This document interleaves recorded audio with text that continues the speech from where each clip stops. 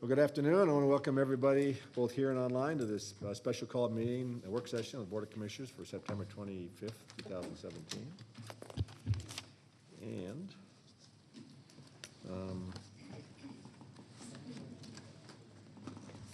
I'd like to try something different today. I'd like to start with a Pledge of Allegiance, if that's okay with everybody.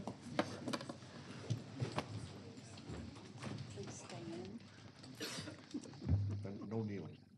I pledge allegiance to the flag of the United States of America and to the republic for which it stands, one nation, under God, indivisible, with liberty and justice for all. Okay. Amen. Thank you very much. In that, we have the first presentation today is from Dana Johnson regarding recommendations on changes to the Cobb County Code. With that, you have the floor, Dana. Thank you, sir. And for the record, Dana Johnson, Cobb County Community Development, here to present to you Code Amendment Package number 5 for 2017. Just going over the changes that'll be in the September and October Code Amendment cycle. The majority of these are staff recommendations with one commissioner proposal. These are for chapters 54, which is fire prevention and protection, chapter 78, which is license permits and businesses, 86, which is offenses and miscellaneous provisions, 106, which is streets, sidewalks, and other public places, 118, which is traffic and vehicles, and finally 126, which is ambulances.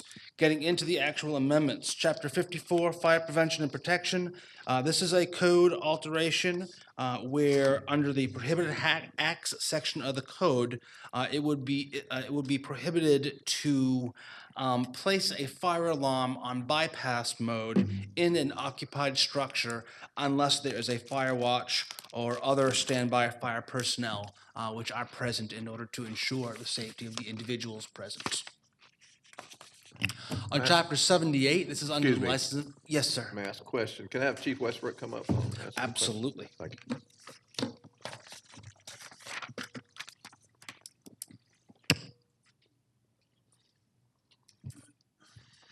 Yes, sir. Thank you, Chief. You and I had a prior discussion. Can you explain a little bit more in detail about this? And this is some practice we've already been doing, correct, in certain venues and things?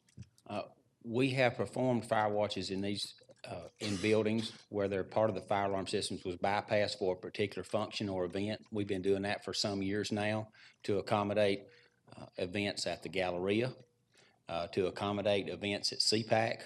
For instance, last year they filmed the BET Hip Hop Awards at CPAC, and they wanted to disable part of the fire alarm system to enable them to do their filming without interruption from the fire alarm system for false activations because they had a lot of smoke and other special effects going on. So this allowed us to legally go in and put the alarm in bypass and perform a fire watch to accommodate their needs. And we've got, like I said, other venues that we've done this for as well. Okay. For example, the Braves Stadium, how does that work?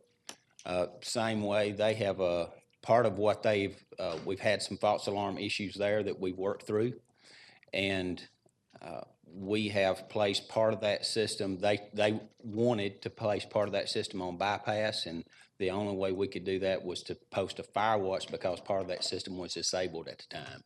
And we do that if we need to, correct? And we've done that if we need to, correct? We have done that, yes. And So we've basically, also, we're cleaning up code here for things that we've already been doing. Is that what you're saying? well, there are, Just say yes. yes. I guess they're tired of me already, I think. Commissioner Pearl. Is there a state law that overrides this? Or is it a state law that you can't bypass it? State law is not as specific to bypassing the alarm system. It is specific to that the fire alarm should not be disabled at all or should be fully operational anytime the building is occupied. It is not as specific as this, but I feel like that this gives us the ability to accommodate customers and to address situations that more specifically and be more transparent in what we're doing from the fire marshal's office. Right. So this would allow us to do what we've been doing, but we'll be covered. It would, in Okay. essence, codify what we've been doing in practice, Okay. yes. I just want to make sure that there wasn't a state law that we were in conflict with or anything. I don't believe so, no, And ma'am. who's the fire watch? Is it firemen or, I mean, just people walking around that are designated fire watches? It can be either one. Okay. The way the ordinance that's referenced here, talks about a fire watch that's referenced in another section, so depending on the situation, it may need to be certified fire inspectors or firefighters. In other cases, where it's maybe shorter periods of time or different circumstances, it may be management personnel that the owner of the property hires. So depending on the situation and what the need is there. Okay, thank you.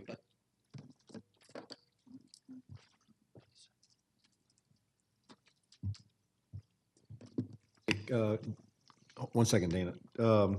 Rob, did Commissioner Ott have a question about that in his questions this morning? Yes, sir, Chairman. I think it was addressed by Commissioner Burrows' question to Mr. Westbrook a minute ago. Okay. Commissioner Ott was concerned that this was already in state law, correct. and was there a need to have it in Right. the county code? We had planned on trying to catch Commissioner Ott sometime tomorrow before the first public hearing to explain that to him and provide the explanation that Jay just provided to the board, sir. Okay, great. Thank you, sir. Chapter 78, which is under licenses and permits. This is dealing with temporary consumer fireworks retail stands. And basically, this is just a little cleanup as to ensure that people know that if you have a temporary stand, you must obtain a temporary business license.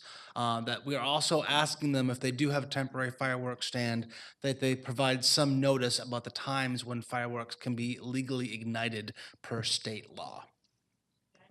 Can we make that written notice? Written notice? Yes, the way it reads in the code, it would need to be a small sign placed there that tell people what the legal hours for igniting fireworks would be. Okay, thank you. Yes, ma'am. Chapter 86 is under offenses and miscellaneous provisions. This deals with vehicle immobilization devices. And this kind of goes along with another code amendment that's happening later on in the package. Basically, if the board approves the parking code to allow metering, then this change would need to be done congruent with that, so that there could be some type of enforcement action along with the metering. If the board decides not to approve the metering, then there would be no reason to have this in the code either. I think that explains it sufficiently. Where might we meter? Well, there's no specific metering that's being proposed in the code. It is just providing the framework for the board to approve it if one requests it. So why don't we just include that if one requested? Why are we getting ahead of the horse here? I'm part of the cart. Because, I mean, when you do this, but there's no law, say we're gonna meter, it looks like, so why are you doing it? It makes it look like you're doing something later down the road. Whereas I think if we intend to to put parking meters somewhere in the county, then you should make this as part of that code amendment at one time. It's providing guidance to people who may want to do it, and I'll be happy to brief the commissioners individually on an issue with this. That's not an answer. He's trying to be political. Yeah. But we gotta peel it back, figure out why. You don't have to name names, but is there a tent somewhere in the county to put parking meters? I'm not opposed to it, I'm just curious. There are parking meters on private roads, which is totally, completely legal, and there's no issue with that at all. Okay. Because it's a private road, they can do what they want with their own infrastructure. There's an issue where, what if they wanted to extend that onto some public right-of-way? If that were to happen, then we would need a code in place in order to manage that and ensure that it's being done properly and to law. Yeah, but you'd have to first approve the meter. Correct. So I'm saying if we're gonna approve the meter, we approve this provision at the same time. Correct, sir. And I think here we I'm go, going to move ahead for a second, because in under the traffic and vehicles section, Right. there is a request to create a standardized process for creating parking meters. Right. So you would want to look at these simultaneously. Okay. If you, if you did not agree with the concept of creating a mechanism for parking meters, then I would think you would not want to approve the vehicle immobilization services, devices aspect of it, because they kind of go hand in hand. Okay, let me take you off the hook here. If you're talking about in the garage here, right? All right, I've already told Mayor Tumlin that we're gonna be doing that. So there's no reason to hide it, okay?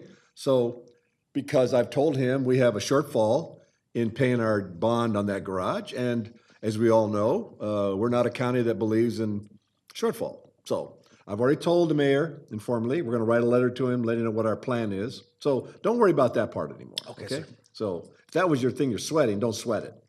So my whole thing though is even though that's what we're gonna be doing, I think we should still do this all at the same time. I don't understand why we can't do it at the same time. Probably because it's different code section, one's numerical before the other, Is that out of bucket 330 or 339. 339? What am I missing here? Clearly I'm missing something because I don't get it. I think you understand, sir. And I think Yeah, Chairman Boyce, but I gotta, I think Commissioner Weatherford's correct. I think we could probably reference the two separate code sections, that they need to go hand in hand. But I think the reason they're being introduced one before the other is just because they are indeed two separate code sections. I think we could probably add some language, though, as you suggested, upon request or upon proper receipt of requests for going private or establishing Exactly, yeah. a meter zone. because this is the cart before the horse. No one's gonna say, why do we do it? We don't have any meters. But I've already told people we're gonna do the meters, all right? So, And then on the 2nd of January, we're gonna say, where'd the meters come from? I get that part, okay? So don't worry about it. Okay, sir. Because we do separate sections of the code all the time, don't we? When we're looking at this, well, we'll do it at that time. Okay. All right, so save yourself some effort here. Unless you want to do more work. did someone bring this forward? Another commissioner bring this forward? Staff brought this forward, ma'am. Yeah, because we're gonna be doing the meters Okay. that no one's gonna know about, but we're gonna tell them well in advance. You just did. Yeah, I know, Well- it's, But it would make sense to have this in place before we implement the system. I just want to do it all at one time. It makes sense that why we're doing it. Right now, it makes no sense. We have no meters in the county, so why are we doing this?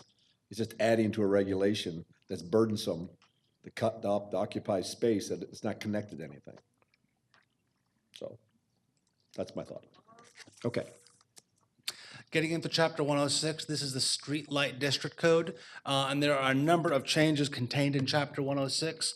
The first is some alterations to the definitions that pertain to items listed in the street light ordinance. There is a amendment to the creation of the districts, and the purpose for this change and the creation is it's going to allow for, in CID scenarios, some clarification as to CIDs creating streetlight districts. It also provides the ability for the Board of Commissioners to dissolve, merge, or reconfigure streetlight districts. The Town Center CID is currently in the process of trying to do a kind of a master streetlight district. And in order to do that, they're going to have to dissolve and merge different streetlight districts into one. So this kind of coincides with that effort by the Town Center CID. And lastly, it provides some criteria for small cell communication equipment as it relates to installation on streetlights. As it relates to how other providers who want to use utility poles and other mechanisms where we have agreements to utilize public infrastructure for the implementation of small cell communication equipment in the county. Also in Chapter 106 is the pedestrian streetlight district. Similar changes, again, some alterations to the definitions, some information on the creation of these districts, particularly as it relates to CIDs. And lastly, the same language for the small cell communication equipment. And I'm not going to say the same thing again. So you heard me just say that a minute ago. I think I've covered the parking meters, and I'm not going to step back into that again. Too late. Yes, you would, yes. 'Cause when there are specific zones created, would that come back before the board for approval? Yes, ma'am. The way this is set up is, let me get to that page real quick, is it would allow the board of commissioners to create parking meter zones. Okay. So someone would have to make a request to the county, a private entity or an area where somebody might want to do on-street parking and do meters for it. They would need to do a request to the county, and then there would need to be a mechanism for enforcement. That mechanism for enforcement could either be the county doing enforcement of it, or there could be agreement between a private contractor and the county as it relates to the enforcement and collection of those tolls, which are public revenue, as it relates to the implementation of that. Sure, go ahead. Yeah, absolutely. You're looking for that to be provided on public roads or private roads? We cannot regulate this on private roads since it is private, if private infrastructure is their own private land. But, so this would only be, if the board approves this, it would only be effect on public streets and And public would- right-of-ways. I'm sorry to cut you off. Would this be a profit-sharing mechanism, or would all revenues be returned to the county? Since it is on public infrastructure, that is public money, but certainly through an agreement, if we did work with another entity to collect fares for us, I'm sure there would be some kind of management fee that we would pay them in order to do that, but that would be a different approval by the Board of Commissioners. The board would need to approve a contract with a particular entity in order to do that. Okay. The code would not allow that by itself to happen.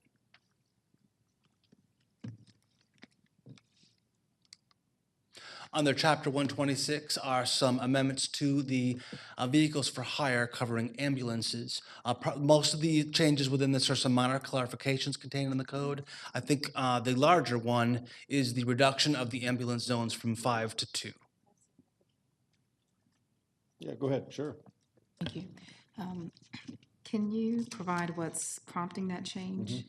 I would probably ask Director Heaton if he could answer that question for you, Okay. if that's okay, Commissioner, since he is the subject matter expert on So this. we only have 2 zones now, right? Or I think currently the code Well, says 2 there's providers. 5. Yeah, the- we have 5 The original code that was done sometime back, Commissioner, had 5 zones. That's back when it was originally established.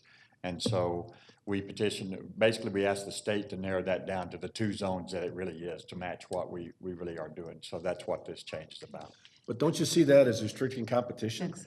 Because you gotta have a pretty significant investment if you're not gonna cover one zone. And we have 2 companies right now that pretty much own those 2 zones. Exactly. So, well, yeah, but my point is, by taking it down to 2, all right, they're almost squeezing any other competition out of, under competition here. I think it, the other side of that also, it also reduces the challenges with working with multiple transport providers as the fire department in the county. Anyone is able to bid on either one of the 2 zones that already exist. And what's that to say that one of the current ambulance providers in Zone 1 would also not get Zone 4 or Zone 5? Okay, Because we wouldn't restrict them just to one zone. right? So I don't know what the benefit would be. I get your point of having multiple zones creates more opportunity for more ambulance companies. But I'm not so sure that's what we want. Well, Is that what we have? I'm sorry, Chairman. we have 2. What about for towing, though? How many zones do we have for towing? There are 5 zones for towing. That's 1 for each precinct is the way it's set up. But the state doesn't set, in this case, the state sets the EMS zones. We don't set, the state sets them and then we come back and match that. But you provided the state reset it with your prompting, though.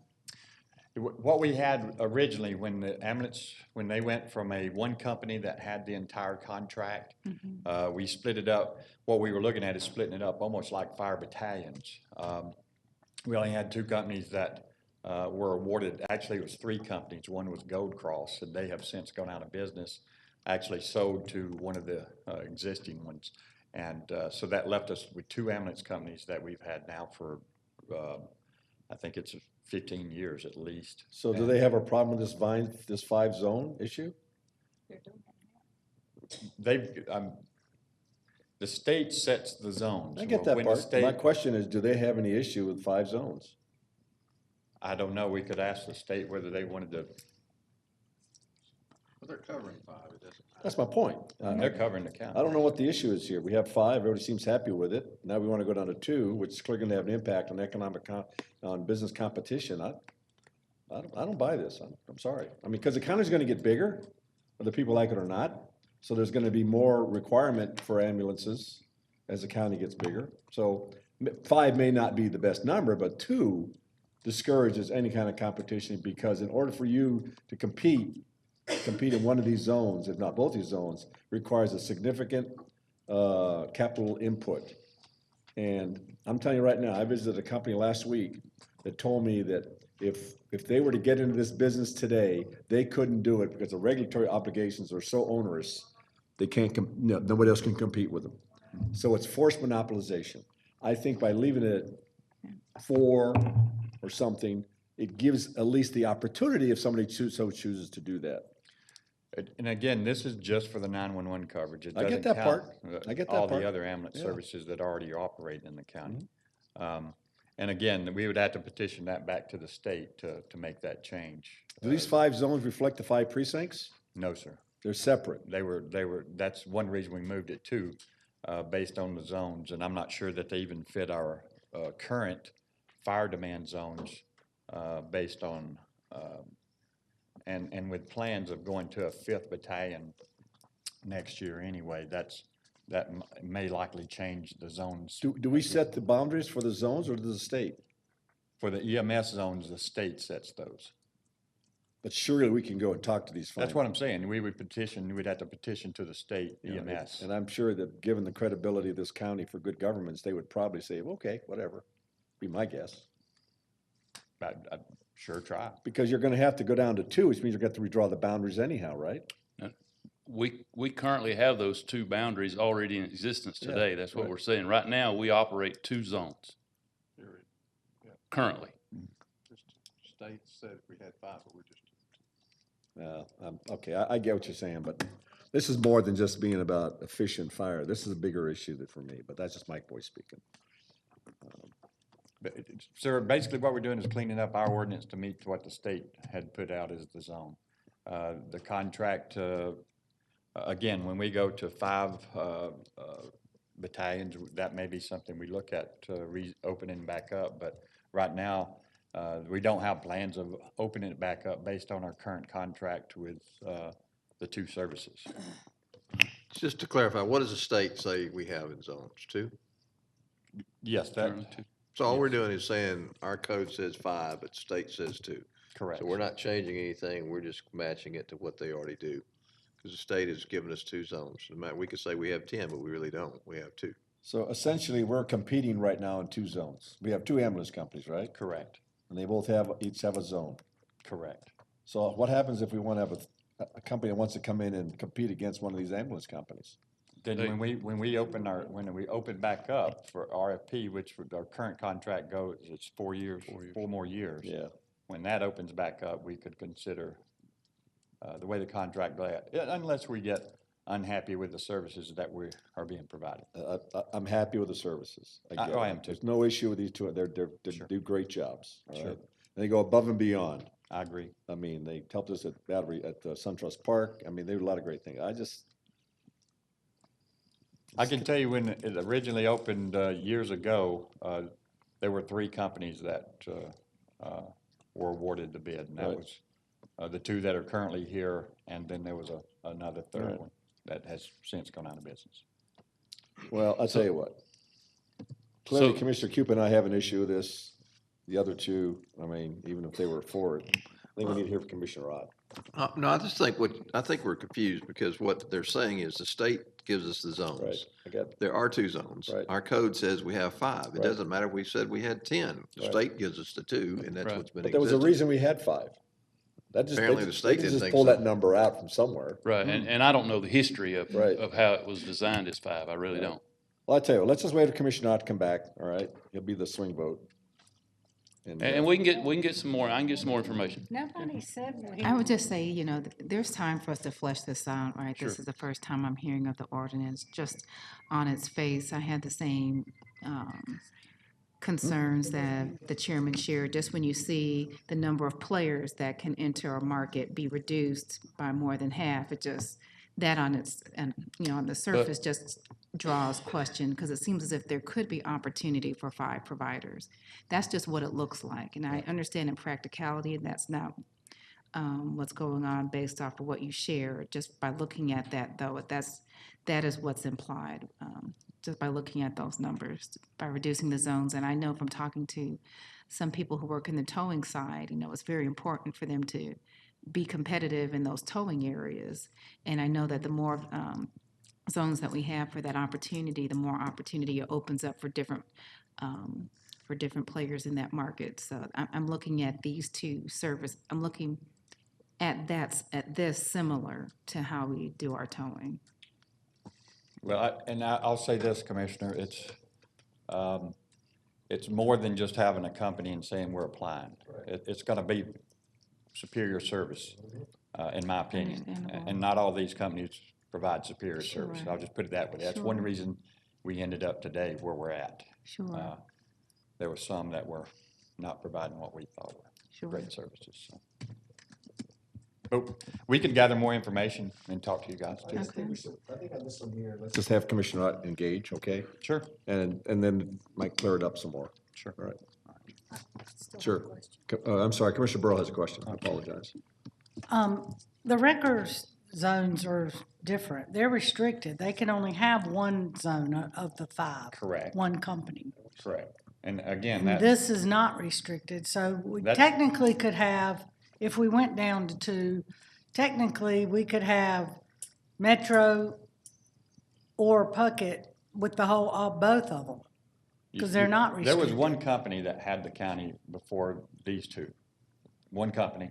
Right. And then we opened the zoning up, again, it was many, many years ago, and there were 3 companies that qualified. And you're right, Chairman, it's tough. It's tough competition to in the ambulance services. But the difference is we don't set the zones, where in the record towing, we set the zone per our ordinance. In this case, the state sets it. Now, again, not that we couldn't go and petition to the state to change it and break it up. Again, you could do that, and chances are they would say, okay, and then we'd have to go through the bid process and back through it again. And we'd first obviously have to create the 5 zones from what we currently have is 2. And we would try our best not to link that with our battalions, because 5 years from now, traffic flows may be different, and a certain territory may go to a different station than it currently is. And now you got to go back and have all those zones redrawn again from the state. So I want to be careful how we link it to a battalion. I get that part, but again, the 5 is for a reason, okay? When if the state changed to 2 a number of years ago, that's when we should have changed our ordinance to reflect that. That's right. All right, so you're the victim of not having done that. Not you personally, I said impersonally, all right? All I'm saying is, just want to make sure we clear this up. Commissioner Ott, I think, has got some insight probably also, and this will probably go forward, but I just think he should weigh in on this one. And we'll get some history too on when that happened and why. Okay, all right, thanks.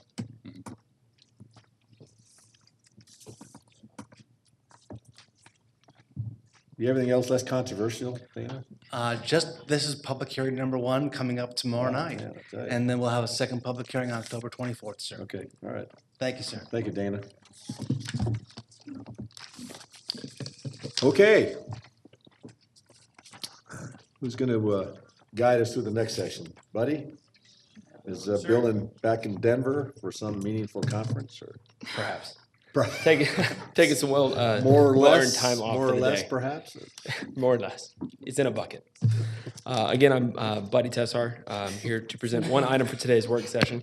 We're here to present information on the budgets of various elected officials and constitutional officers today. Specifically with us, we have Judge Hamby and Judge Whitfield, who will be presenting information on juvenile court. We have Ms. Laura Murphy, and Mr. Tom Sharon, who will be discussing Superior Court, and we have Ms. Rebecca Keaton, who will be discussing Clerk of Superior Court. So without further ado, I'd like to hand it over to Judge Hamby for Juvenile Court.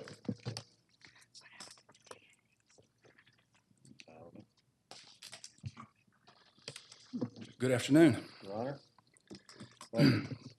Just an observation, y'all are a whole lot clearer on the big screen than in real life. I don't know if. My name is Jeff Hamby. I'm the, I don't know what that means. Verbally or visually? Visually, visually. My name is Jeff Hamby. I am the presiding judge in the Juvenile Court of Cobb County. Laura Murphy joins us. Laura is the appointed Juvenile Court Administrator, working with Tom Sharon of Superior Court. A huge thanks to her for putting this entire presentation together. Judge James Whitfield joins us as well. Judge Whitfield serves as the president of the Georgia Council of Juvenile Court Judges, has served as a mentor to me. I'm coming up on the end of my 5th year. He has been absolutely invaluable. Let's flip to our mission statement. Let me make a couple of points of interest, really. We're an independent court, meaning we have our own employees. We're not state-run, regulated. We have our own probation department. We're operational 24/7. I once represented a young lady who worked at the Waffle House, and I didn't understand the hours, and she said, well, we don't have locks on our doors. We're open all the time.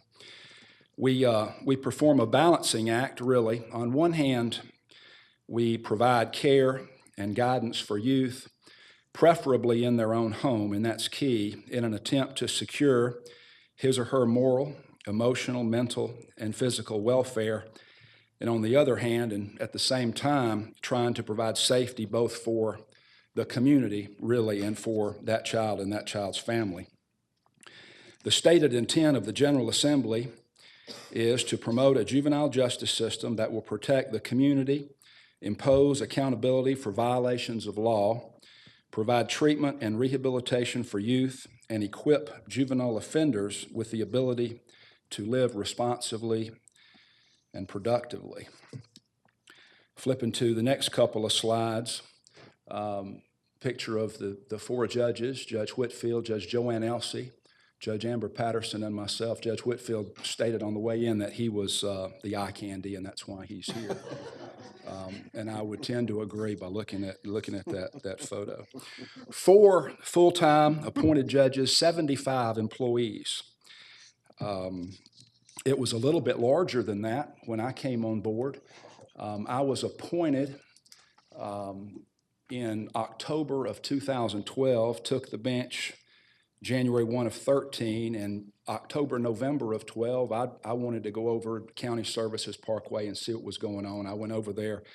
I was stunned. I had no idea that the services were so many, that the court was so large. I did not know, for example, that we had then and have now gang POs. These are probation officers. You walk in their office and there's gang symbols on the walls. These folks know what they're doing. They have training, and more about that here in just a second.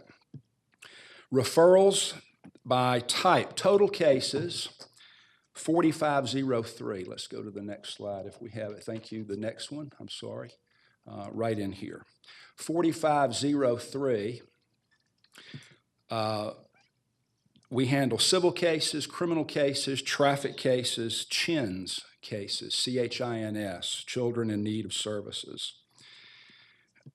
On the civil side, we exercise jurisdiction over children under the age of 18 found within Cobb County who have been abused or neglected or are in need of protection of the court, or who are without a parent, guardian, or legal custodian.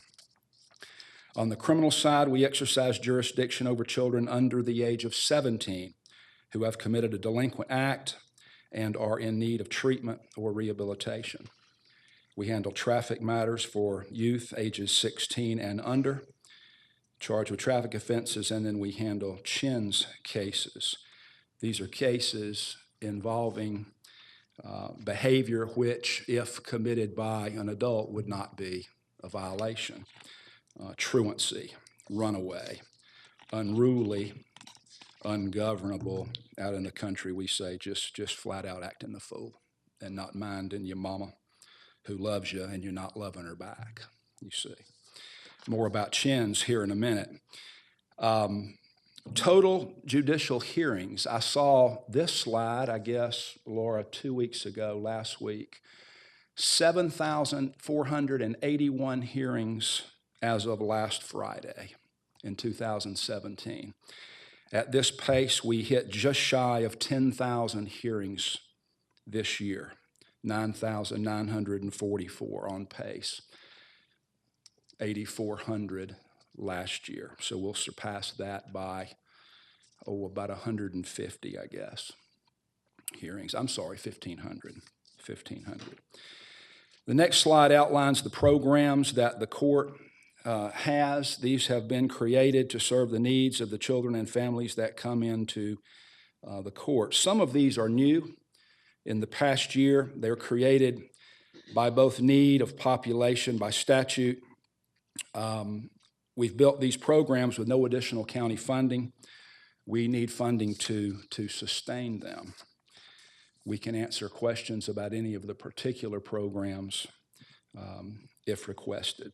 Dependency referrals, 1,119 total. About 25% of our load is the dependency cases, the civil cases, the defects cases, or a parent, grandparent who makes a referral to the court on a civil case.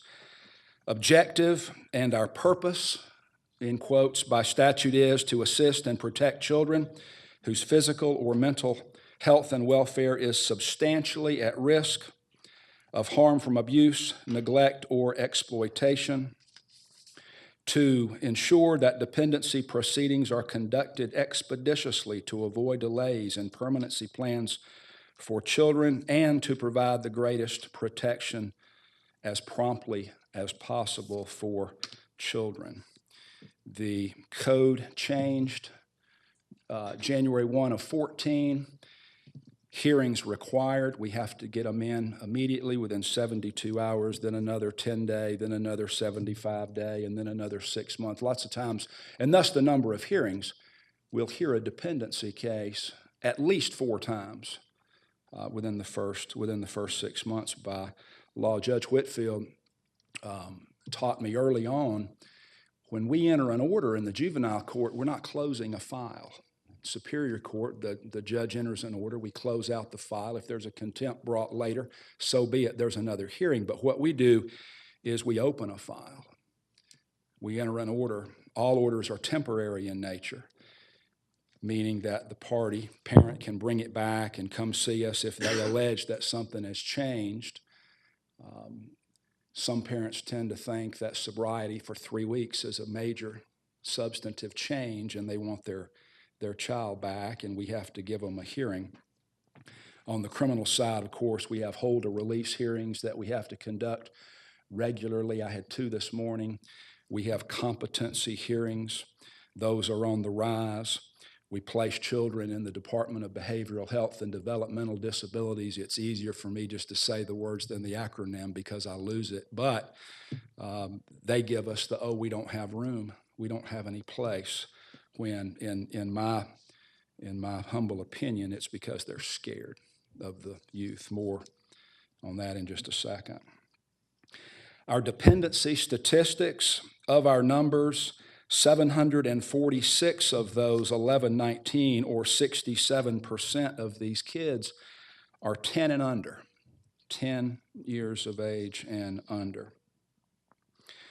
We have 159, or 22% of that 746, children in defects custody under the age of 5. Itty bitties, as we say. Recognizing this statistic, it's troubling. We at the juvenile court established what we call a child court in 2016. It took effect, we started, I guess, in March of this year, of 17. It's new. Since its inception, 35 children have entered the program. The goal is to improve outcome for infants and toddlers through monthly meetings of service providers and the court, focusing on specific medical, therapeutic, and educational needs for these kids. Because what we give them now at ages 2 and 3 and 4 drastically affect whether they kick your door in when they're 18 years old, or 14 years old, or 15 years old. We've received no funds or additional personnel. For this critical program, we currently have 1 employee designated to handle the child court. The next couple of slides discuss the CHINs. Again, children in need of services. By statute, it is mandatory that we treat these matters separately and differently from others. Again, we receive no additional funds for human resources program development, and we've stretched our resources to max capacity to accomplish these mandates, which again are statutory. While at 9% of the total referred cases, we expect the CHINs cases to grow rapidly. 2016 was the first year that a unit was specifically established to work within the school system here in Cobb County. When I came on the bench, CHINs did not exist. They did not exist. It was a CR case, a criminal case. Judge Patterson devotes a large majority of her time and her caseload to the CHINs program and the CHINs cases. The next slide talks about the delinquent referrals, 2,239. On the screen, the top 10 offenses in the county.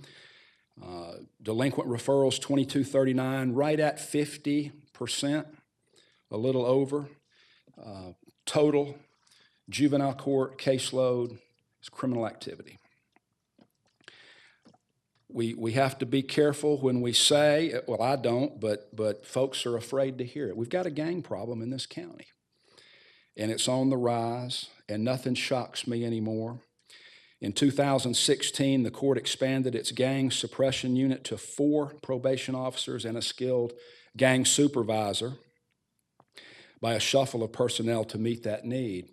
And we have, again, the supervisor and 4 POs. That's all they do. When the PO walks in, or I see the PO's name on a calendar, I know it's there's a gang involvement. There's gang allegations. I tell the parents that we're immediately going to place the child under gang suppression. And what that means, not that we're accusing your young man generally, your son generally, daughters too. We're not accusing your child of being in a gang, but here's what it's about. Here's what to look for. Here's how their life will fall apart very, very shortly if they don't get it under control. I don't know who was on call, Judge Whitfield, this weekend. I got a call on Saturday about 3 o'clock. One of my POs said, well, Judge, we picked up 3 at the Osborne game on Friday night, and the POs will go to the high school games. And there were 3 that were on an ankle monitor and under house arrest, and they let their monitor die. Oh, it hasn't charged. My bad. I'm so sorry. I understand that now that's a felony as of July 1. But they let their monitor die, and they go to the football game. But our POs are, they're good. I describe them in the courtroom. I said, this is your mama on steroids. She's not going to miss a thing. You remember when we were kids, we snuck out, right? At 2 o'clock in the morning, well, we'll spend the night at Dean's house. Well, no, you're not. You're going to the ball game, and we're gonna catch you. Every single district in this county has a gang problem. It's countywide. It's countywide. It's everywhere.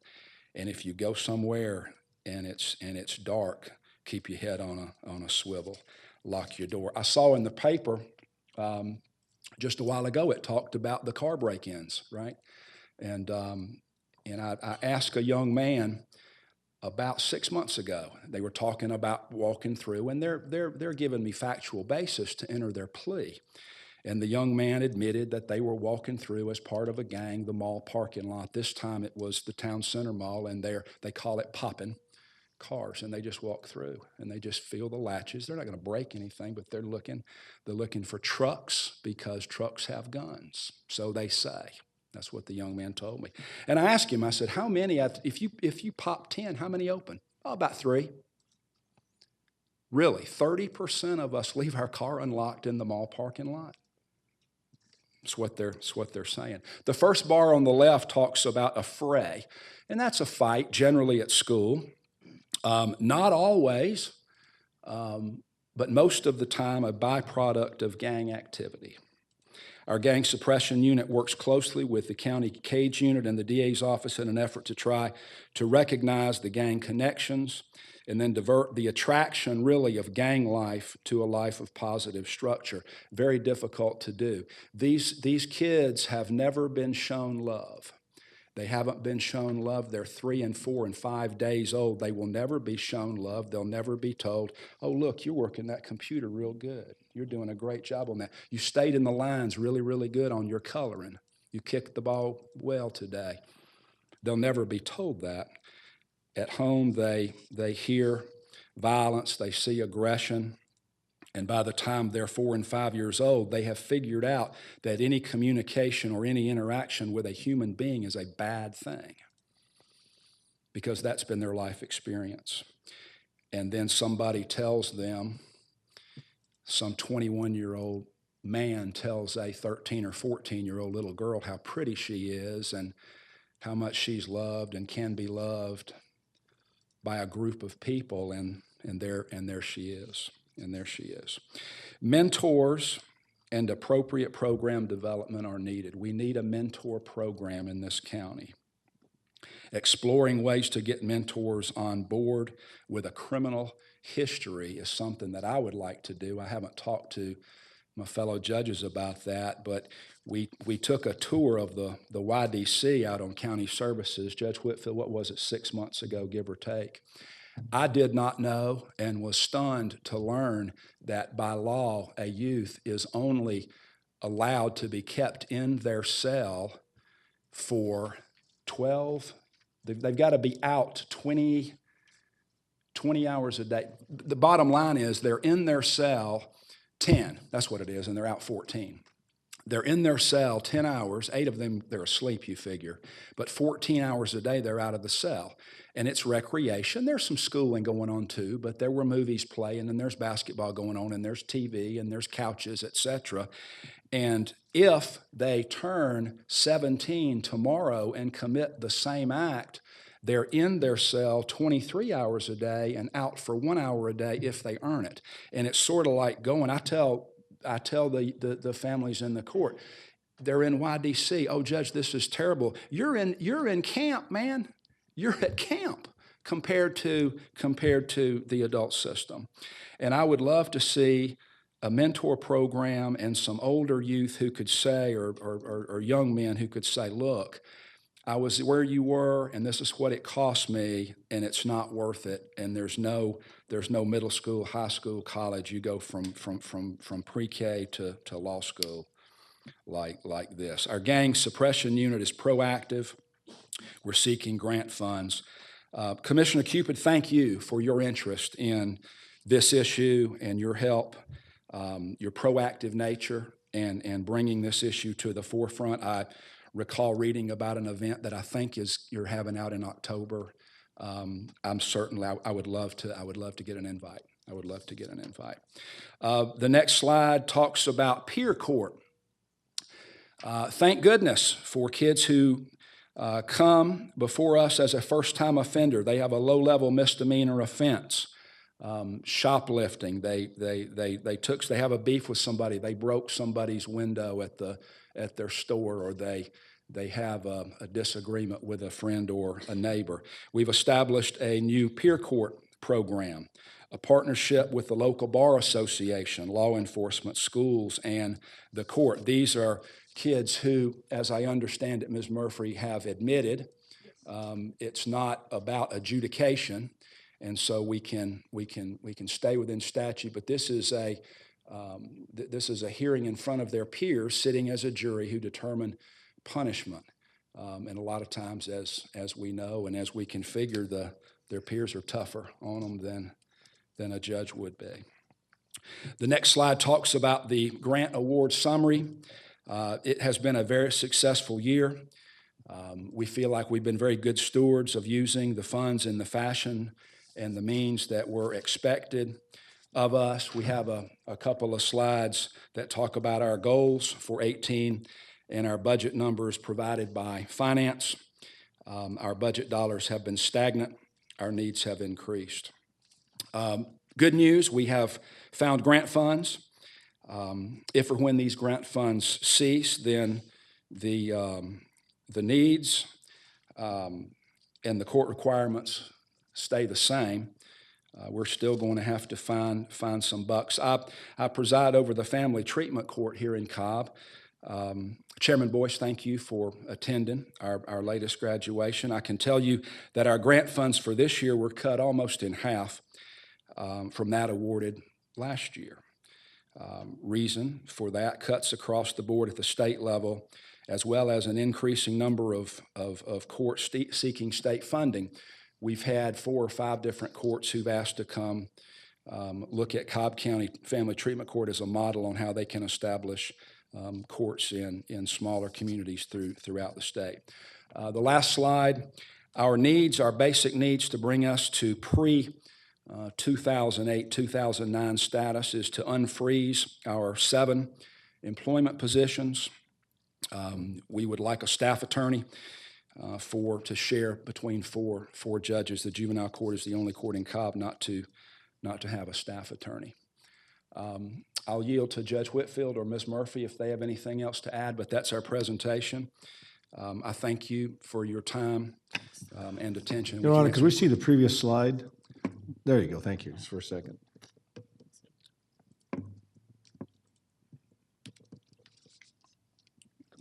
And could you make sure we all get a copy of this by email?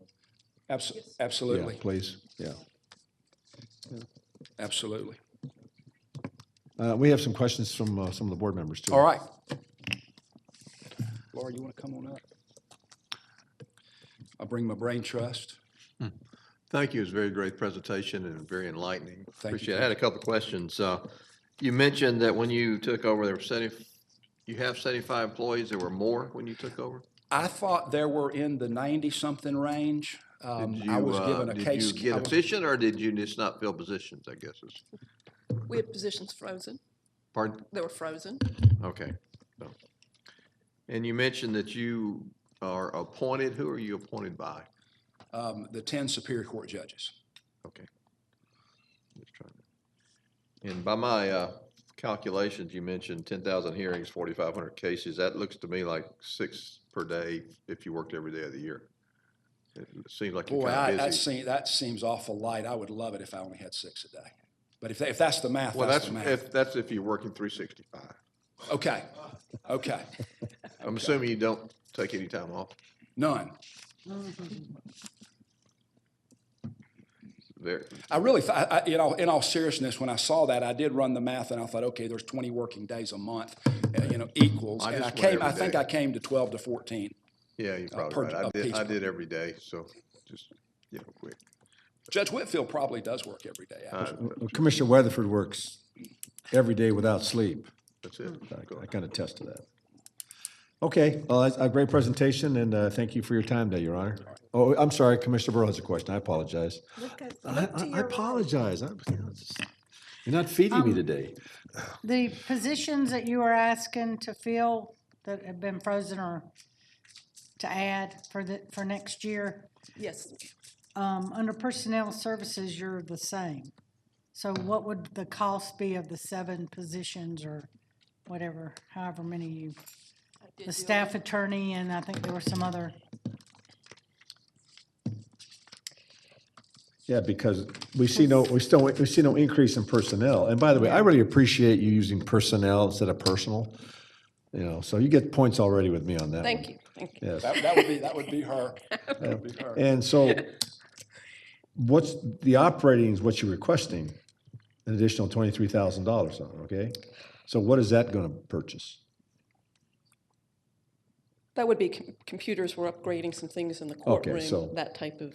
But His Honor was saying that you're down people. We are, Your Honor. I mean, not Your Honor. I'm sorry. I've been so much in front of judges in my lifetime, Chairman. We are down. They were frozen. They froze them again for this fiscal year.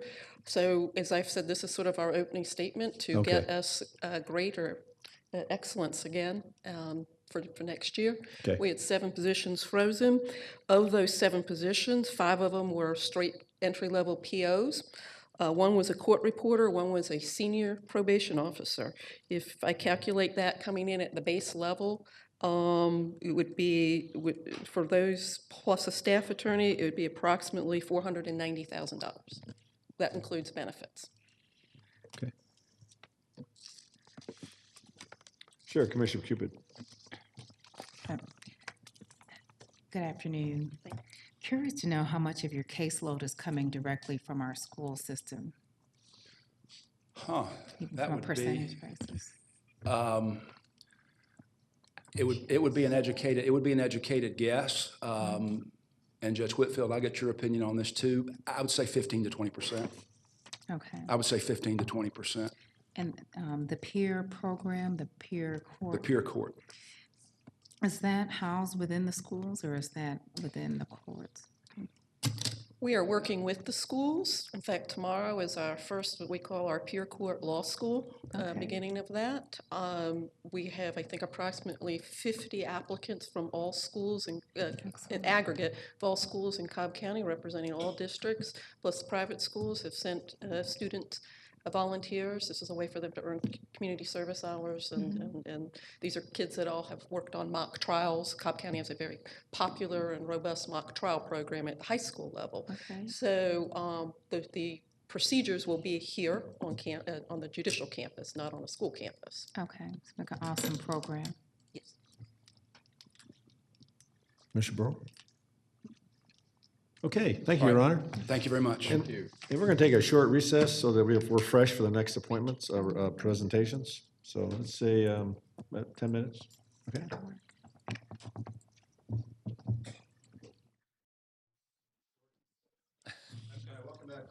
Thank you. Thank you. Thank you, Chairman and Commissioners. First of all, on behalf of the Superior Court and Judge Tame Kell, I want to thank all of you for allowing us to give a presentation about where we are on our courts, as well as some of the issues that will be facing us in the next 4 to 5 years. One of my best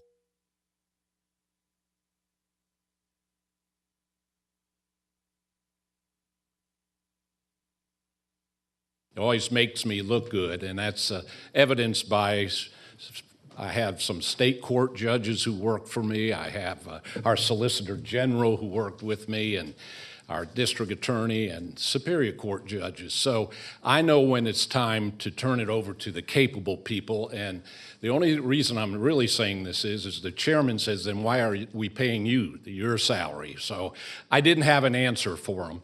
But on behalf of Judge Kell, I want to on behalf of Judge Kell, I want to give his apologies for not being here today. He would have been here.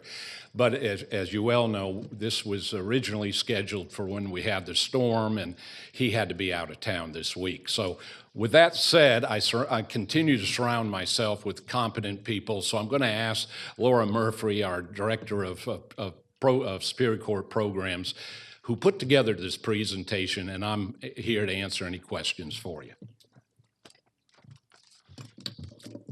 Good afternoon.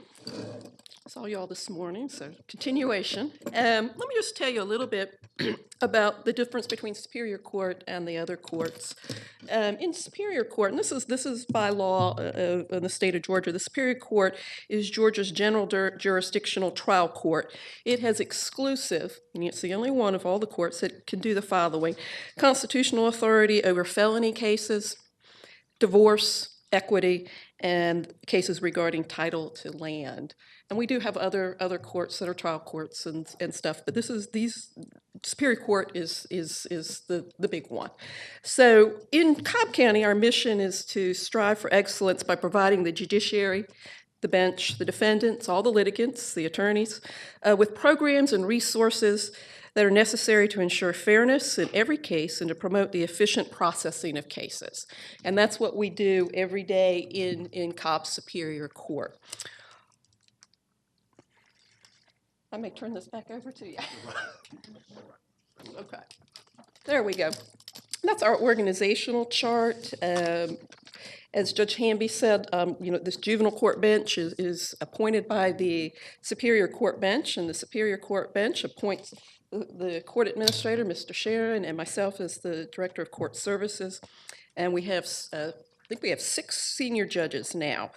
And then we have all these departments within the Superior Court. We have our administrative staff, the circuit defender, which, yes, it is under Superior Court. It's not necessarily under us, but it's part of the Superior Court, so we included it in our organizational chart. They have their own budget. I have that here with me today if you had any questions about the circuit defender's budget, but it is part of the Superior Court. We have court reporters. We have our jury administration. We have a law library. We have a receiver's office, and we have the accountability courts and a lab and an ADR department, and juvenile court administration under Superior Court. Well, here's our court in human form. Here are our current 10 judges and court administrator Tom Sharon. And I want to tell you a little bit about what we all do together to serve the constitutional definition of Superior Court that I've just told you, as well as our own Superior Court mission statement that I just provided. We have within the Superior Court 4 accountability courts. I think everyone of the board here has attended at least one graduation, if not many of our graduations, for which we are totally thankful that you support these programs, because this is the wave of the future in jurisprudence, which is to make people accountable and make them whole and maybe less punitive, but to change behavior through positive and sanctions. And we have our mental health court, which is run by Judge Mary Staley Clark. And it's a very growing program. She serves on the state's Accountability Court Council of Judges, and she's a leader in this community of accountability courts, but specifically in the mental health arena. The biggest mental health provider in Cobb County is the Cobb County Jail. We have the Veterans Court, which is run by Judge Reuben Green, and I know all of you have attended those very moving graduations. Those are Veterans Court is for those veterans who have found themselves in the criminal courts. We all know that as a veteran, those folks have had success in life. They have proven to be winners in life, but they have found themselves, for whatever reason, because by their service in the court system. So our Veterans Court is a very promising, proactive a program for which, again, thank you for your support.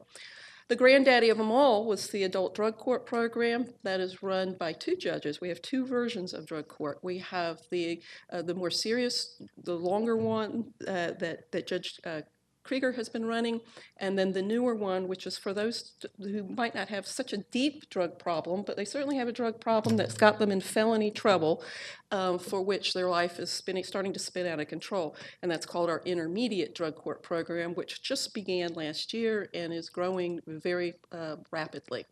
Our final and newest accountability court in Superior Court is the Parental Accountability Court. This is run a little bit differently. It's a partnership and a collaborative effort with the state. Judge Ann Harris runs this. This is to get parents back on track about their child support. They may be off track due to substance abuse or any other kind of matter like that. And so this is to make them accountable, to get the children their monies and get the family back moving forward. And she is running that. Within all of these courts, we have a partnership with Cobb Works for our REACT program, which is a rehabilitation and education program for which they have an office in our accountability courts area, and they provide job skills for them. They provide bonding, so all these participants that do not have jobs can go out and get a job, and that's a partnership that Cobb Works has with the Department of Economic Development, both at the state level and locally with grant funding. So it's proved to be a very successful program in placing our individuals back on the road to recovery by having a job. We've currently started a partnership with the Zone about getting involved with them and Missy Owens' program to further enhance the full holistic approach to rehabilitation and recovery back into society. So we've been very successful. Cobb County has been on the forefront on all of these matters, and we're very proud of that. We couldn't have done it without your support. Here are other Cobb County Superior Court programs that maybe are not as popular in knowledge, but certainly are popular in need in our court. We have the Family Law Workshop. This is a partnership that the Superior Court has with the local bar association. This particular program, the Family Law Workshop, has been honored by the state of court administrators as being one of the premier programs. It is a program that many other jurisdictions come to Cobb and say, tell us how you did your family law workshop, which is a method by which we give those litigants who do not have either the funds or the desire to hire an attorney the skills on some basic level to be able to go into court and not clog up the court system. So they attend workshops where lawyers, our Cobb County lawyers, give their time in a volunteer way to deal with these pro se litigants so that when they go into the court, they know what they're doing and they're not clogging up the system, as sometimes happens when you have somebody who wants to be their own lawyer, who doesn't know what they're doing, and it just breaks down the whole system. So this has been a very, as I said, an award-winning program, and we're very proud of it. We have our Guardian Ad Litem program. We have the ADR program, first program in the state of Georgia to have a mediation program happen here in Cobb County in Superior Court. We are very proud of our new facility that was paid for by our own funds on that. Didn't take any general fund money to do a lot of that work. So we're very proud of that. Divorcing Parents Seminar, our law library, of course, our Circuit Defender's Office.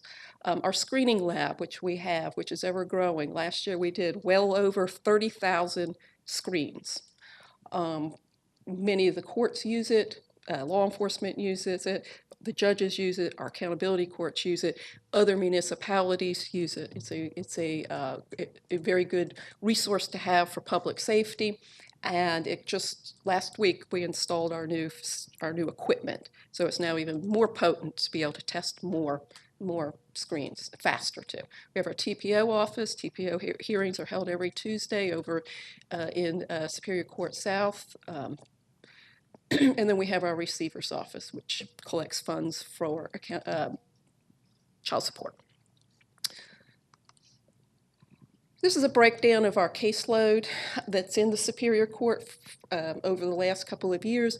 These next couple of slides were presented to the Superior Court Council of Judges, who, as you know, support that Cobb County get an 11th position. So some of the next couple of slides were what were put together for that to show the need. We have a breakdown of our category of cases. Well over half are criminal cases, and then we have the civil breakdown. We've been growing in cases over the last couple of years. You see that we spiked in 2015, for which Mr. Sharon and I have been going back and forth as to that bit of yeah, I don't know where that anomaly came in, but for some reason or other, when we send our stats to the AOC, they compute them and give it a weight per case, and somehow they put a weight higher on 2015 than what we've seen since that time. Quite frankly, our caseload, as you'll see in the next slide, is going up every year. But we wanted to show you this because this was an anomaly that the best we can figure out is they were weighting the cases higher than they are doing it now. They don't just count cases, they weight it by the seriousness of the offense. Here's the you can see it's been going up. Tom, Excuse is me. that weight because those cases will take longer to handle? That's correct. And for example, if you had a death penalty case, it's going to take immeasurably more time in the court system. So they weight it stronger than they would, let's say, a shoplifting case or a felony, a burglary, something of that nature. And there's different degrees of weight that they assign to each case. Can you go back one with, sorry, one more? One more? Yeah. Okay, yeah. On your caseload by category, where does you said you had a TPO office, where does this fall in this? Well, as a matter of fact, I'm kind of glad you asked that question. We didn't want to go too deep in it, but most of or let me just say this, almost all of the TPO cases the largest percentage actually grow out of domestic relation cases, divorce cases that have gone even worse than bad. A lot of times they have competing cases. They have a temporary protective order while they're going through a divorce proceeding. So they basically have two cases competing and going on at the same time. So that would be under the domestic relations cases? That's correct, yes. Thank you. If it's a filed case in the court, yeah.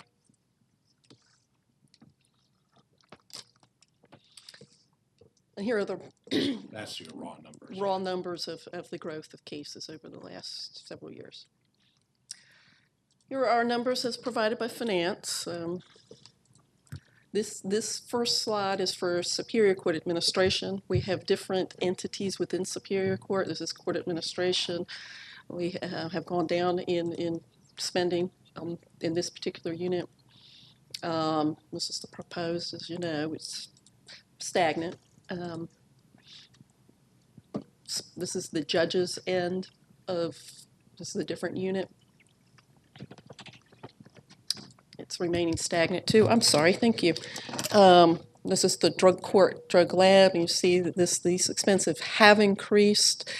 Some of this is because positions were moved from the court administration end back here to the lab and drug court over here. I think 3 positions, and that's why it spiked in the fiscal year 16 in the personnel services.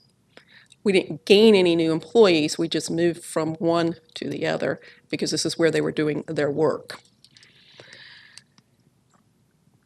We need more money in the lab and the drug courts. Now, when this was prepared, about a month ago, we were talking to y'all about the law library, and I understand that we've changed our priority, but we just, again, want to remind that the law library at some point is going to need to be moved. When, don't know, but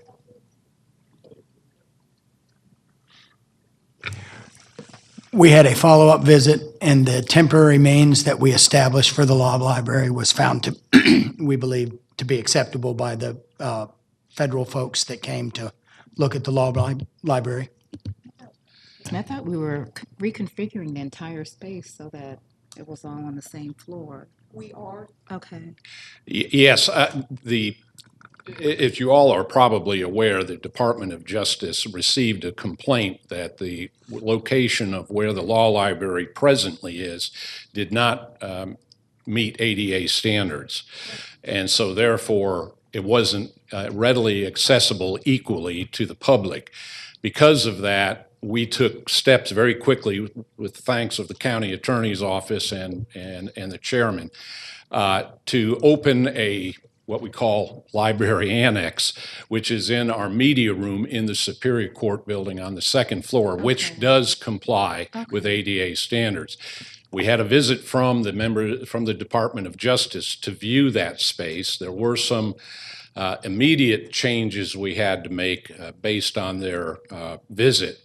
But they seem, and they are to give us a written reply about their findings.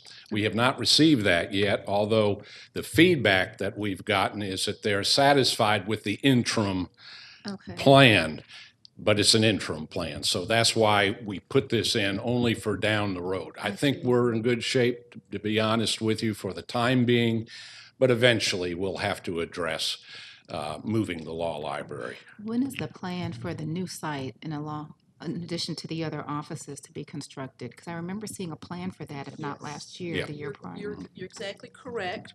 We still need to move forward on some capital build-outs. And that is the build-out for the 4th floor. The middle area, does this have a? Okay, you can't see it. Okay, the middle is where the law library was proposed. We have now shifted, I believe in talking with Mr. Hosack and others that make these decisions, to move the senior judges from where they are currently located in Superior Court South 4th floor, because Judge Holmes in Magistrate Court is in need of that area for her magistrate court, to move the senior judges to that back wall. Well, this doesn't point, but, okay, are you doing it the back wall? Okay. And if we should get the 11th judge in this legislative season coming up in 2018, the build-out for that courtroom will be on the 5th floor. And there is a chambers already there that currently is used by court administration as an office. So court administration will have to move. And so then they will move to the 4th floor. And so in the discussion, it was that this would be the first move to begin to build out the 4th floor, would be the senior judges and court administration moving there. What's the timeline for that? I'll leave that. What's the timeline for that? Well, we've, first of all, we're a little premature in that we don't know what the legislature is going to do.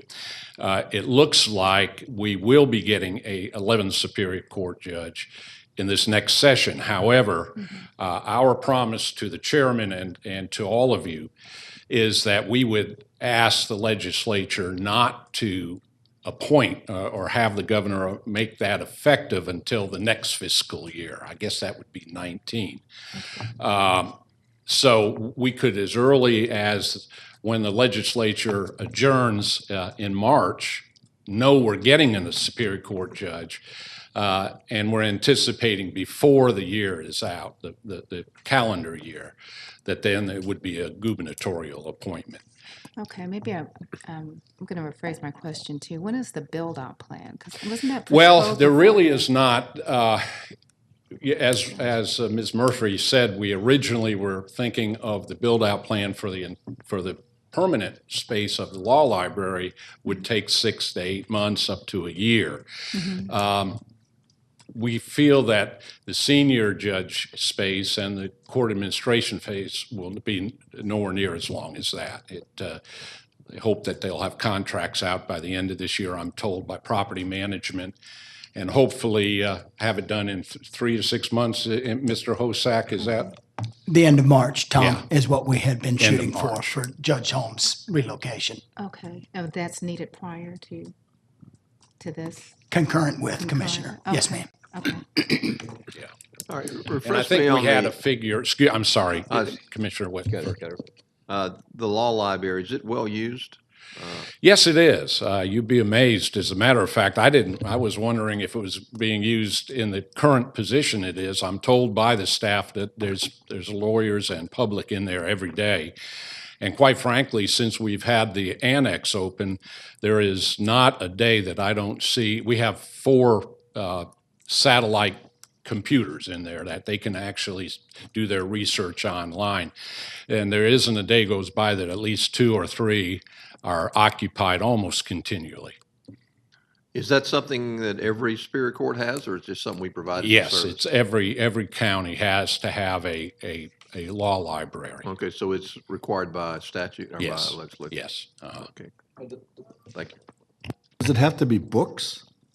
No. Well, for me, it would, Chairman, but fortunately, I'm a dying breed. The law students coming out now are very heavily into technology, Right. and we're going to try to make the law library as paperless as we can, technologically up to speed. It is already. We'll always have some hardbacks for Georgia law, what we call the Georgia room. But a lot of the periodicals that in the past we've had to have can be accessed online. And that's what our goal in the new library will be. It'll be a smaller footprint, and you'll see a lot less hardback. All right, so what we're trying to go to is something where you just download the stuff from the cloud. That's correct, yes, All right. yeah. Okay. And hopefully that will also be cost effective. I would think that we would need a smaller space then. Yes, and that's what this footprint actually, I think, is smaller Okay, than the space they're presently occupying. all right, okay. One of the problems before about finding space was to have it, had to be on a load-bearing ground floor. So by it being on the 4th floor, we knew we had to change the paradigm of the library. So it will be much more online. Okay, and these rooms for the retired judges, all right? Senior judges. Yeah, the retired, whatever. All right. I wish they had something for retired DAs, but they don't. But shows where we are in the pecking order, doesn't that? But We have a saying in the Marine Corps, but I can't use it here, Tom. that, All right? About there you wishing. go. So how many do we have? We have 6. 6. Yes. And they all get their own room, right? Right now, yes, they do. And what do they get with the room? Well, right now, they are in the 4th floor of the Superior Court South, which used to be, 2 of the judges have what used to be former judges' offices. Right. And then the other 4 have what used to be jury rooms, which is just one office. Right. And over here, they'll have their own offices. However, they'll be sharing the space of secretarial space, law clerk space, restroom space, and there'll be a lot smaller offices. Right, so I mean, I don't mean to, I understand they have very important. We use them responsibilities. very healthily. Yeah.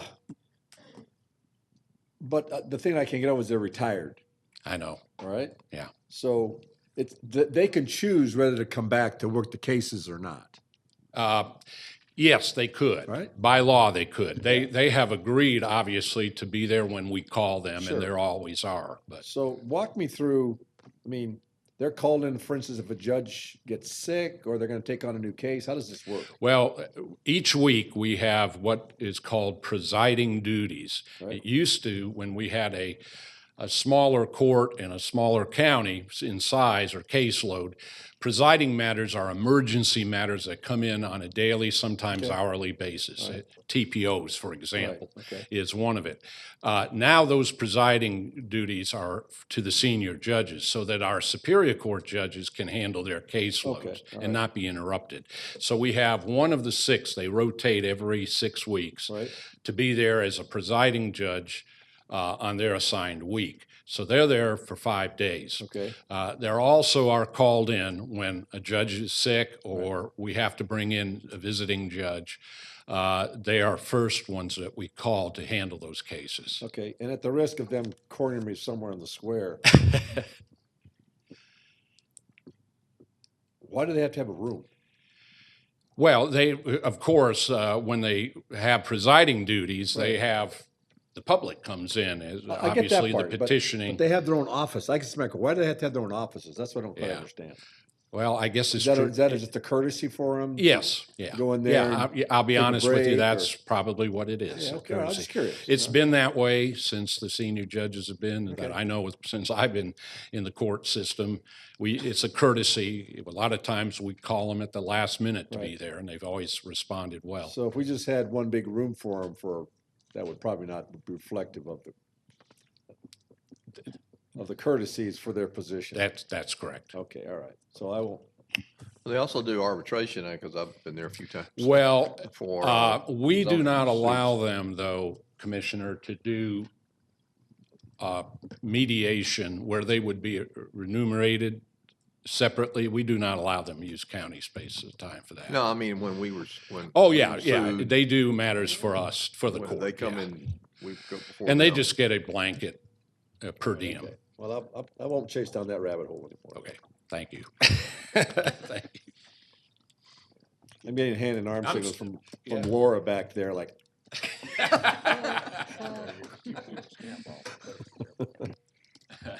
Okay, we've talked a little bit about this. Well, of course, the first one we have, accountability court funding.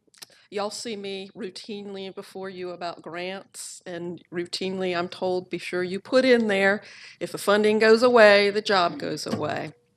Well, I understand that, and the employees understand that, but I don't know that our community understands that when these produce such a valuable service to our society. So in the future, we'll probably be looking into seeking funding for stability and sustainability for our grant-funded employees. And in Superior Court, we have, I think we have 5 grant-funded employees. So at some look, point. I think it's important that you leverage this into benefit for the community. We get that part, okay? But like when we had the nonprofits in here last week, we know that they do a lot for this county with the amount that we provide them, and it's a much bigger amount. We get that part. But I think that in the interest of us being able to justify using public money to support programs of this nature, we just need to have someone from that program who gives it more meat. You standing up here defending it, we get that part. That's your job, okay? But we're in tough times right now, and everyone's watching how we spend our money. So I have no doubt that these programs are great. I've been to the graduations of them. I get it. But I think in order for us to communicate that to the public, when we come up and ask for these funds, rather than just having the face of the court come here, someone who benefits from that and explains that would probably go a long way to supporting your call for funding. We understand. I'm just trying to help you here. That's all I'm And saying. we'll do that, Chairman. The reason why we went ahead to go ahead and do our presentation today was I come before you all the time and you say, we need to know. Right. And we could have easily punted, but we said, no, we're going to be here and we're going to tell them. And I view this as our opening statement for the future with you all as to what our needs are. And so I take that, and having presented many times on things, a live person telling the benefits to his peers will go a long way, and we will certainly start that marketing end of it because it's a great program. Date funds, these are drug, alcohol, treatment, education funds. Buddy and I go back and forth on these a lot. Currently, date funds are down. This is funds that are built from, fines that come in that are down over 15%, if I recall from the presentation on Friday. But this is a date fund is something that goes towards the accountability courts and their testing and screening and evaluations and treatment. And currently, almost 98% of the funds or so go to one particular court, and we've been trying to go back and forth. How's the best way that we can get so that all the accountability courts can share in the revenue from the date fund and use for our courts. Somebody wants to say something. And what court gets 98% of the juvenile court. Juvenile. And it was built, they went after it and got it, and it was built, and they got that for some employment positions, and that's where the lion's share of it goes. So that's where with Buddy and I, can we get those to the general fund? Can we get those to the general fund? And we just haven't been able to do it yet. But again, as I said, I'm laying out the future, so. And this 11th Superior Court judge, how much funding do we get from the state for this? The lion's share of the state salary for the judge, and a portion, it's usually more than half, for his administrative assistant. There is some other money that the state gives for like furnishings, things of that nature, but the rest is going to be borne by the county. Okay. Yeah. Okay, thanks. I think that's it. Thank you all. Right, thank you for every time you entertain us and giving us our funds. We greatly appreciate it. Thanks for everything. And if you can get a retired DA in office, that'd be good too, wouldn't it? I'm kidding. Leave while you're ahead. I'm still got to justify my salary to the chairman. I don't know. Yeah, we're going to be checking every room over in that building, All right, Tom. good enough. Thanks. Thanks. No, I think we have one more, don't we? Oh. Yeah, right. Yes. Yeah, come up, Rebecca.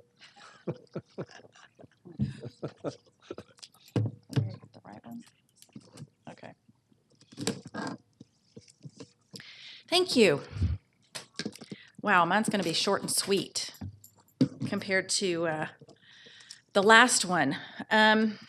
Although I think it's really important that the Superior Court went first, because you may have some questions as it applies to my office, which is the Superior Court Clerk's office. So many of you have been to my office. You've accepted my invitation, and I've had you tour my office so that you could kind of get an idea of how my office works. It's a well-run machine, and we do a lot of processing. We do all the paperwork, everything that's just been mentioned about the accountability courts, about civil, criminal filings, all of those things are handled through my office. Every single piece of paper, whether it's actually paper or electronic, has to be processed through my office. So my statutory duty as a Superior Court clerk is to file and maintain all of these records. But we do a lot more than that. We collect money and we disperse money every single month, the checks that I write. It's amazing, all of the work that goes through the Superior Court clerk's office. We even collect military discharges. A lot of people don't know that. We commission notary publics as well. And then recently, we're now handling passports, which is a really exciting new thing that we're doing. So, of course, the mission statement, let me see if I can follow along here. Obviously, we want to provide our service in the most respectful manners possibly with our community. But we also want to be as efficient as possible, and a lot of that has to do with technology. With technology changing every single day. So here's our organizational chart. We have 105 employees. 4 of those are part-time. Not including my chief deputy and 2 administrative staff members, I have 10 supervisors that basically run the whole show. So I have 3 major departments. I have the court side, which includes all the courts.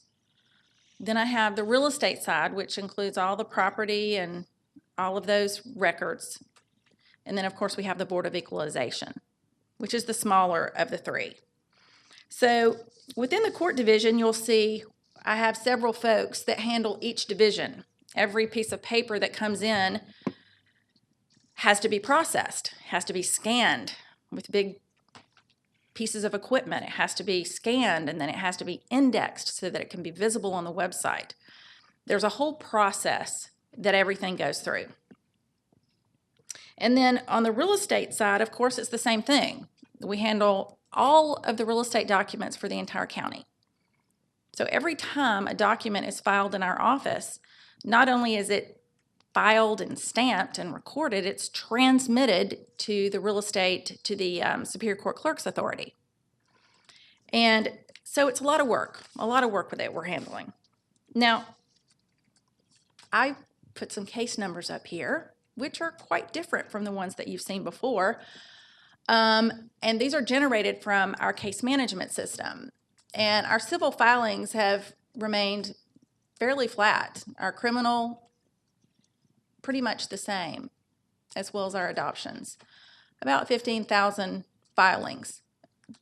But one thing to remember is that these are just filings. So each document, each case may have 20 pages, 200 pages. It's all different. So there are hundreds of thousands of pieces of paper that are being touched at least once and scanned and reviewed by an indexer. So it's a lot of work. Principally, I wanted to give you some numbers on, this is the bulk of where we get most of our revenue, is from real estate. It comes in the form of intangible taxes and transfer taxes, and of course our recording fees. So it's on the rise, I think, because the economy is starting to come back. So our intangible taxes in 14 are $13 million, and in 15, $17 million, and then in 16, $19 million. And I think this year we're expected to have somewhere in the $22 million range. And then our transfer taxes, $5 million, then $6 million, $7 million. I think that's going up to $9 million this year. And then our recording fees at $2 million, almost $3 million every single year. So we have the real estate department is a major machine and a revenue generating machine. Where do those taxes go? I was waiting for somebody to ask that question. The intangible taxes go mainly to all the municipalities, the 6 cities. That money's divvied out. The majority, a lot of that money, goes to the Board of Education. So the money that we collect, there's a certain percentage that goes to each jurisdiction. And the same for the transfer taxes. Of course, the recording fees are ours. And as I don't know if you guys recall, but when you guys came over, I showed you a monthly kind of a budget. And our real estate department generates about $2.5 to $3 million a month. And once all that money is dispersed, there's about anywhere from $300,000 to $500,000 every single month that goes into the pot, the general fund. So we well pay for ourselves. I've got Excuse me, you said they go to other agencies, but that's the ones where the real estate where the property is located. Correct. So some of it some of it's in the county. Well, we're mandated to collect these fees, and then we're mandated to disperse these fees to each jurisdiction, depending on where the intangible tax was collected. Correct. So some of that is in the county as well, correct? Oh, yes. Some of it goes to the county. There's a percentage, oh yeah, that goes to the county. Would say the majority would probably be in the county. Well, no, the majority, it doesn't go to the county, unfortunately. I would say the majority, wish I had some numbers with me in that respect, the majority goes to the Board of Education. Well, okay. The majority of everything seems to go. Yes. So I was amazed and stunned. What is an intangible tax taxed on? It's an excise tax. So it's generated, Why would it go to the Board of Education? Is that a state mandated distribution? it's a state mandated distribution that when someone files and they have, if it's more than 3 years, if they have a loan on that property that's more than 3 years, then there's a certain percentage that they get taxed. $25,000 is the max amount of fee on the intangible tax. And that stayed the same for probably 25 years. So this is a state thing that they get the money. Well, no, it's not going to the state. The intangible taxes Yeah, all no, come I'm back talking to us. But it going to the Board of Education. I'm trying to figure out Oh. why it would go to the Board of Education. Oh, yeah. I don't know myself. I wish I could answer that question, but that's one of my goals. We have certain requirements. Yeah, I don't mind them getting money, but I just can't figure out what the connection between the Board of Education and this taxes are, other than somewhere, there might be a state law that mandates that we send it to the BOE. Oh, I can assure you that any money that we send to the Board of Education or anywhere else is mandated by law. Oh, yeah. And Okay, thanks. and I plan on researching that myself. Our 3-year budget is basically the personnel, $5 million. It's gone up a little bit through the years. One thing to look at in the operating side is that we have the reserve fund. That's actually our technology fund that comes out of real estate. It's another form of revenue that goes to our technology fund. And it's generated by transmitting real estate documents to the authority. They pay us for that transmission per document. And then they also pay us when folks go onto the authority's website to get copies of real estate documents. Real estate agents use it. So we get copy fees and transmittal fees. And so our reserve in 2016 was $375,000. And so we've used a lot of that money to pay for technology that we've desperately needed. And so whenever we have something that we need to purchase, and I've got several items here I can tell you about, we use that technology fund. Now, this is the 18 proposed and requested budget. It's about the same.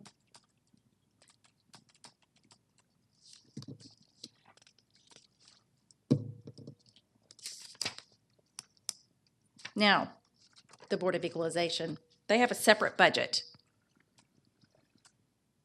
So basically we have personnel expenses, operating expenses, no capital. and that stays about the same. Our personnel services are for the employees that work there. Our operating expenses include the fees that we pay to board members.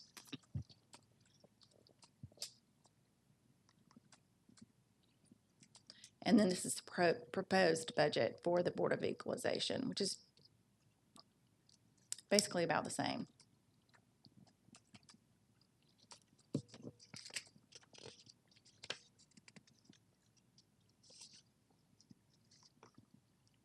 So there it is. So this is the really good part because I feel like we've accomplished a lot in a short amount of time. We have managed to replace our land record system, our real estate system. It's the best in the state. And we have just completed the installation of that system and the use of that system, and we own it. So that means that we won't be paying for any kind of license fee or anything like that. It's brand spanking shiny new as a result of our technology fund. We're about to start e-filing in real estate as well. We're just about to begin that right now. We've already started e-filing on the civil side. So e-filing technology is changing every day, and that brings improvements and efficiency. And it changes the workflow as well. So we've been successful in doing that. And then just recently, we were able to get passports. So that's a great new source of revenue as well. We're just doing it on Wednesdays right now. So we don't have what I did is I put passports at the Board of Equalization, which is out at the county government office because of parking. So you're doing it instead of the post office? Correct. There may be some other post offices that are still doing it, but the statute allows the clerk of Superior Court to handle passports if you get approved by the federal government. How long has that statute been in effect, you know? I don't know. A long, long time. Because, I mean, I always went to the post office. I didn't know you could go anywhere else. Well, some of the southern counties have the passports in their counties to help generate some revenue for them, I suppose. But, and some counties don't do it. Paulding County doesn't do it, doesn't handle it. I think Bartow is sending us all of their work. Cherokee County's been doing it for a long time, and they were really the ones that allowed us to have this because of their great relationship with the feds. Well, So we need to get that word out. So can you send us something, put our newsletters and stuff? Because I didn't know. Well, I didn't know it wasn't in mine. So.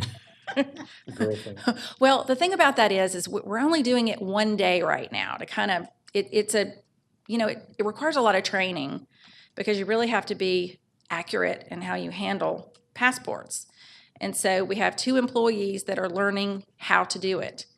And since the day we opened, it's been busy all day long. Now, these are employees that work in the Board of Equalization and have other job duties. So if we get to the point to where it starts to grow even more and we have more of a need, then we'll start advertising even more out to the public. But we don't want to be overwhelmed because it's just one day a week right now. So do you, I'm assuming you keep the funds from this processing effort? Yes, the funds, Okay, so does it equal $6,300, which is the plus up for the Board of Equalization? it will. It doesn't right now. So just tell them to work, but it will. Faster.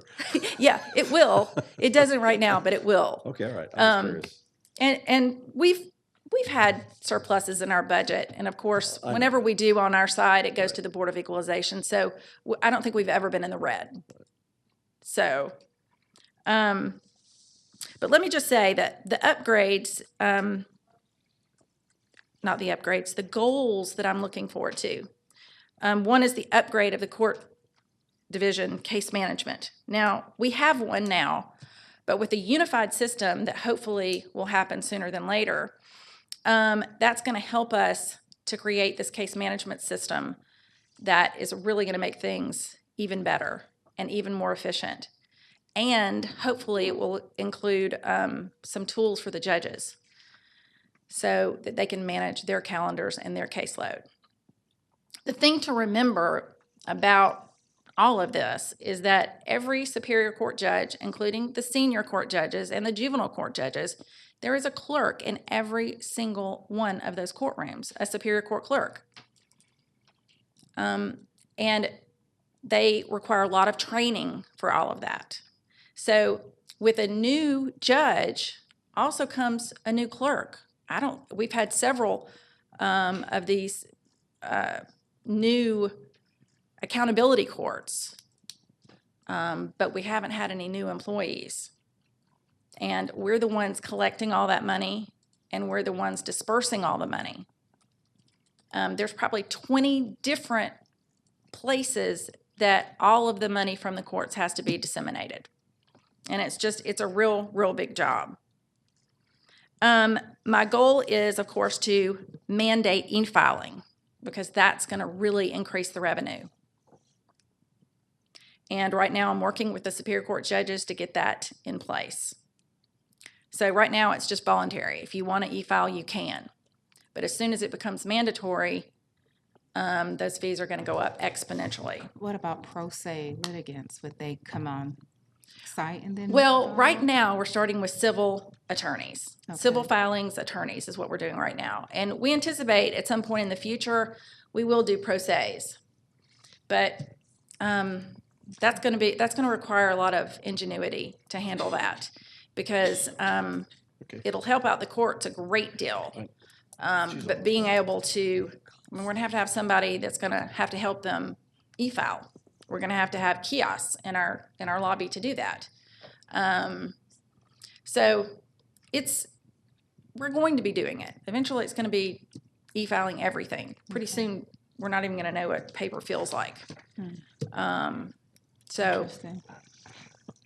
With all the files that you have in your office, I'm sure that would help with the management of all those papers in there I'm sorry, I didn't. With all of the files that you do keep in your office, I mean, that would help with that regards. But it would just be a technical curve for Right. Well, right now, we still have a lot of those paper files. And the ones that are e-filed are not printed out and then put into a file.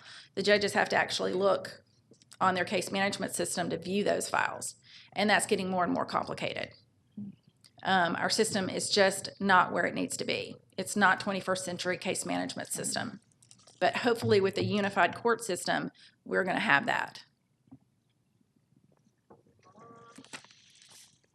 So another one of my goals is to increase revenue in intangible taxes, actually. It looks like intangible taxes are a great source of revenue, but I've recently discovered that there are intangible taxes that have not been collected and should be collected. So I am focused on that. Now, I've got needs on there.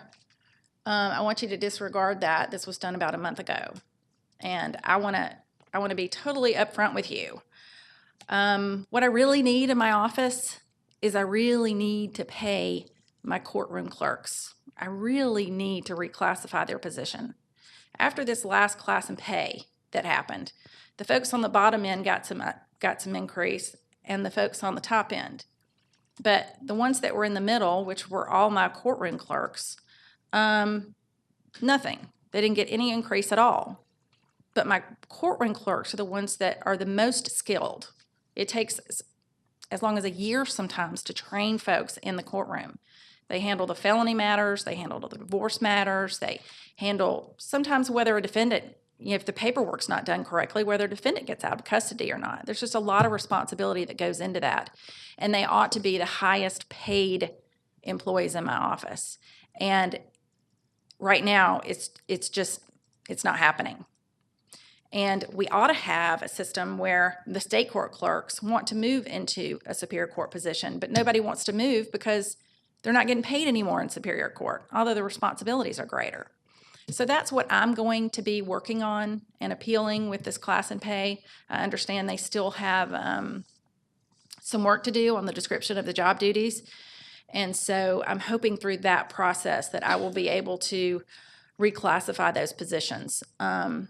That's what I really need to happen. Okay.